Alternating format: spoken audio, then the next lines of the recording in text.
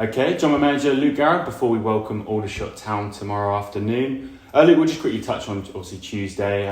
What was the feeling like in the camp? Because you mentioned you were really happy with the performance, but was there a bit of disappointment that you could have done better with the result? Probably could have been more relentless and ruthless in the final third. I think we tallied up over 50 entries. Long throws, balls in the box, corners, set plays.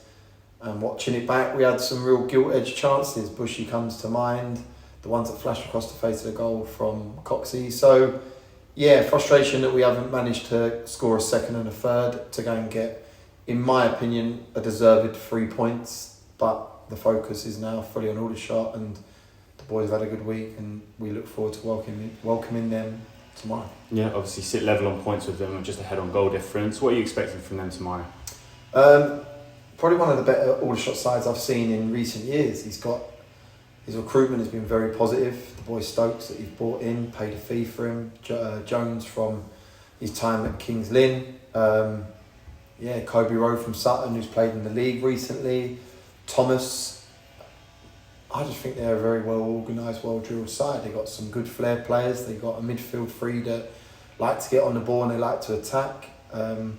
So yeah, we know where we feel we can hurt them tomorrow and where they can potentially hurt us, and we need to ensure that we perform to a level. If we perform like we did for long periods on Tuesday, especially in the second half, then we're a match for any side.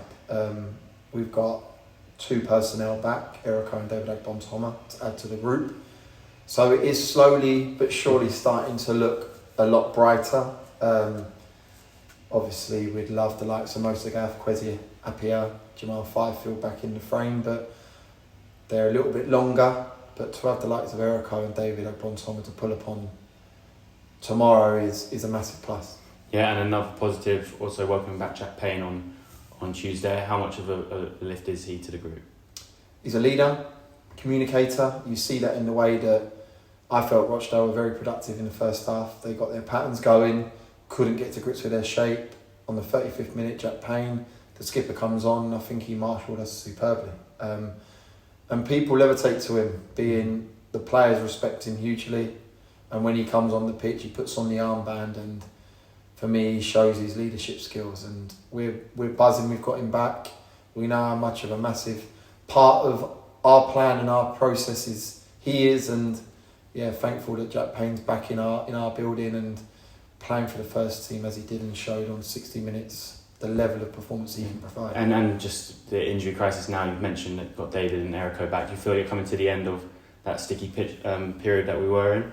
Yeah, listen, we've signed Regan and Billy Sass-Davies. That was obviously off the back of Charlie Owens. Liam O'Neill now has obviously got an injury, so he's going to be out short term.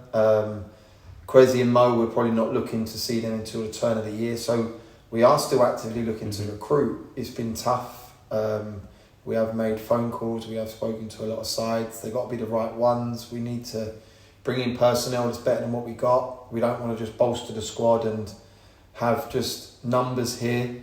We need people that are going to go in and put the personnel that are starting currently on the bench. And that's what I want. To have 14, 15 players going into tomorrow has probably been the first time we've had it since the start of the year. So a little bit more of a headache, a little bit more of an opportunity to change things from the bench. But yeah, we're excited that we are seeing the back of some of them injuries, the longer term ones. Unfortunately, we've got to park them because they don't have value for us on the park. I've spoken to the lads about bringing value off it, and we need to ensure that we are getting the recruitment right. Our in-season last year was quite good. The likes of Agbon-Thomas and Bushy coming in the building, and at the turn of the year, we went on a very successful unbeaten run. That's the aim that we need to do now. We need to bring in the right personnel. We are actively looking to improve the group. It's just we got to be patient at this stage, and fingers crossed we can get the right ones in.